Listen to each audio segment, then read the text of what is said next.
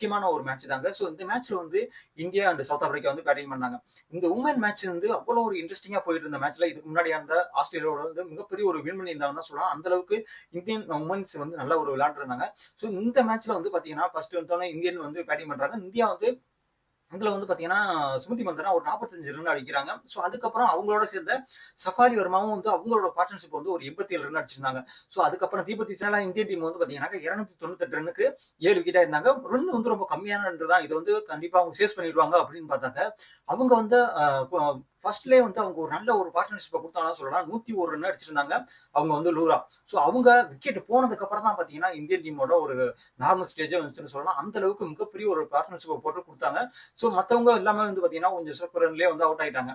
So இதுல மெயினா நம்ம வந்து பாராட்டக்கூடியவங்க வந்து பாத்தீங்கன்னா தீபதி சர்மா தான். அவங்க வந்து பேட்டிங்லயும் சரி, பவுலிங்லயும் சரி, பவுலிங்ல மிக முக்கியமா ஒரு 5 விக்கெட் வந்து அவங்க எடுத்திருந்தாங்க. ஸோ இதனாலதான் இந்தியன் டீம் வந்து பாத்தீங்கன்னா மிக எளிமையா வந்து இதுல வந்து வின் பண்ணிட்டாங்க.